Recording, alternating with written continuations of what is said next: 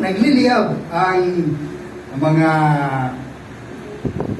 bigay ng Panginoon, ng mga awit at mga kabataan, lalo higit sa ating mga matatanda ay patuloy pa rin naglilingkod sa Panginoon. Nagliliyab ang damdamin, no? Ang mga puso natin para sa paglilingkod sa Panginoon. Kaya purihin natin ang Panginoon, mga kapatid. Isa pang malakas na palakpakan yan. To God be the glory. At sa ating mga masigasig na manunugtog, salamat tayo sa Panginoon na mula noon hanggang ngayon ang kanyang presensya ay patuloy na ibinibigay ng Panginoong Diyos kalakasan mula pa noong mga dekada 93 or 94. Tuloy-tuloy pa rin kami mga paglilingkod sa Panginoon. At nandiyan ang ating mga sisters na nagsilakihan na. No? Lalo na bigyan pa tayo ng Panginoon. Nandiyan si Brother Carlo na binigay ng Panginoon. Kaya natin ang Panginoon. Yes, nagliliyab!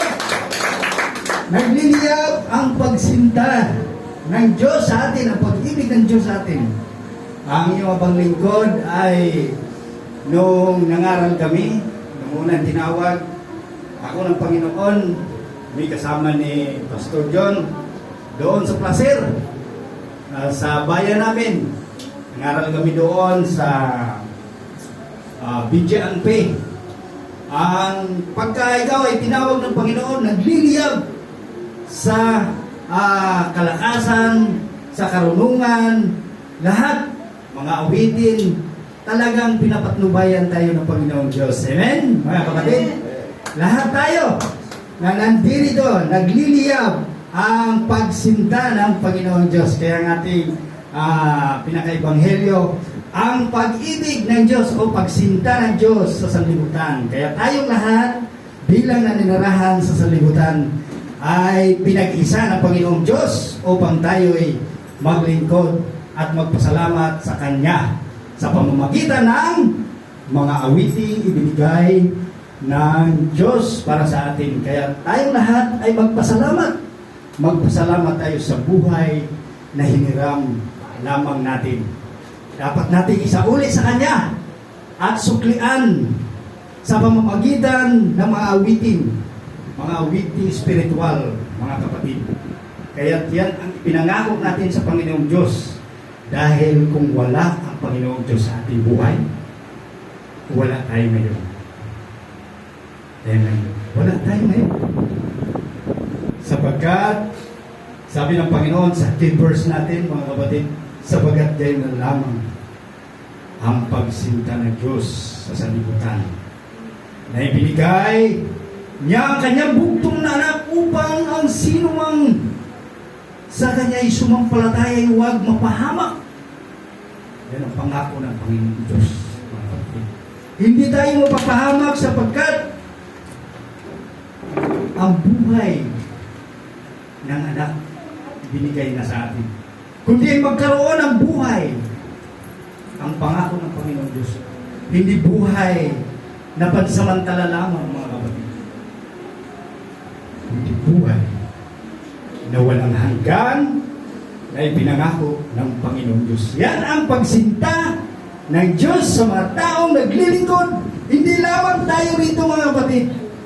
Hindi lamang tayo rito. Kundi doon pa sa mga taong naglilingkod na siyang nagliliyab sa kanilang pananampalataya. Isa lang ang tingin ng Diyos sa mga taong gustong manatili sa kaligtasan, mga kapatid. Yan ang gusto ng Panginoon. Kundi tayong lahat ay magkaroon ng buhay na walang hanggan. Amen.